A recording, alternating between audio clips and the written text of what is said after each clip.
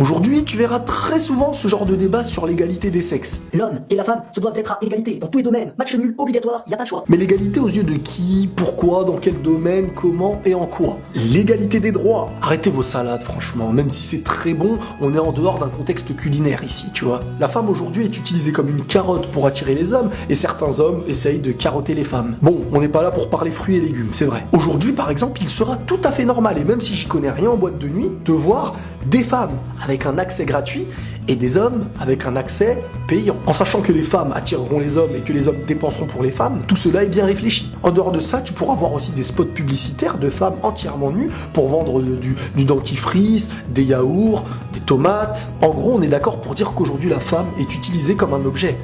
Et encore, il y a des objets qu'on traite un petit peu mieux. Et en grande majorité, qui se cache derrière le marketing, le publicitaire et le commercial? Des hommes politiques, des chefs d'entreprise, et j'en passe. En gros, des hommes.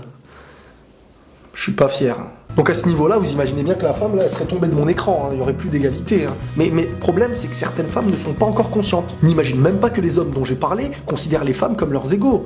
Si pour eux, il n'y a plus de femmes sur Terre, c'est dommage pour leur entreprise. Donc c'est bien mignon de critiquer, de donner des avis négatifs sur certaines femmes des autres pays uniquement par rapport à leur tenue qui ne convient pas. Vous savez, à force de critiquer la bosse du dromadaire, on en oublie très souvent qu'on est un chameau.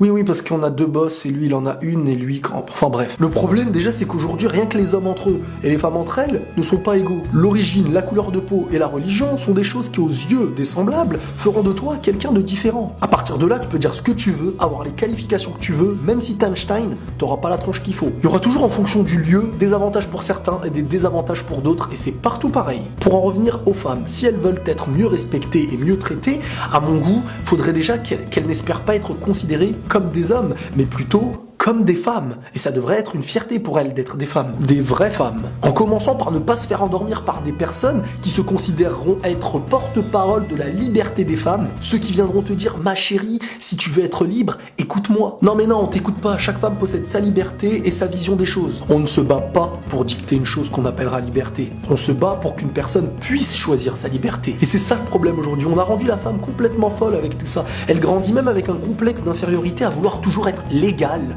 de l'homme. Et puis les hommes, on n'est pas bêtes, toute notre vie on dira oui, l'égalité des sexes, mais dans les actes ça va être plutôt oui, mais va jouer là-bas s'il te plaît. Aujourd'hui, il n'y a aucune cohérence, et à force de rapprocher l'homme de la femme et la femme de l'homme, des hommes sont devenus des femmes et des femmes sont devenues des hommes. Ouais, tu verras de plus en plus des hommes efféminés et des femmes garçonnisées, je sais pas comment on dit. À mes yeux, l'homme et la femme sont des personnes différentes. Parce que déjà ça s'appelle un homme et une femme. Ça n'a pas la même prononciation. Plus sérieusement, chacun a ses droits, chacun a ses devoirs, dans le même respect. Sans faire en sorte que cette personne est supérieure, meilleure en toutes ces choses-là. Premièrement, ils sont différents par le physique. Et qui dit physique différent, dit fonctionnalité différente. C'est logique. Une femme donnera la vie. Un homme, ça contribue. Une femme deviendra maman. Un homme, ça contribue. Une femme pourra allaiter son enfant.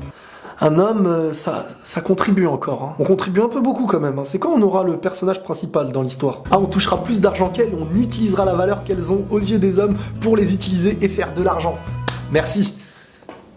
C'est bien ça ou pas? La femme possède en elle une majorité de choses qu'aucun homme ne peut posséder. Et si on réfléchit humainement, on peut dire que dans ce domaine-là, la femme est supérieure à l'homme. On a autant besoin des hommes que des femmes pour plusieurs domaines qui sont différents les uns que les autres. Comme deux pièces de puzzle différents par la forme, mais qui s'assemblent pour devenir quelque chose de meilleur. Et n'oubliez pas que le paradis est ouvert à tous et que pour le gagner, il ne suffit pas d'être un garçon ou une femme, mais d'agir. Donc si on souhaite devenir supérieur par rapport à quelqu'un d'autre, ce sera uniquement par nos choix. Donc à toutes les personnes qui viennent dire l'homme et la femme, ils sont égaux, de tout pareil, truc, alors que leurs actes ne le prouvent pas, vous me faites un petit peu rigoler. Et pour la peine, clic et la paix sur vous.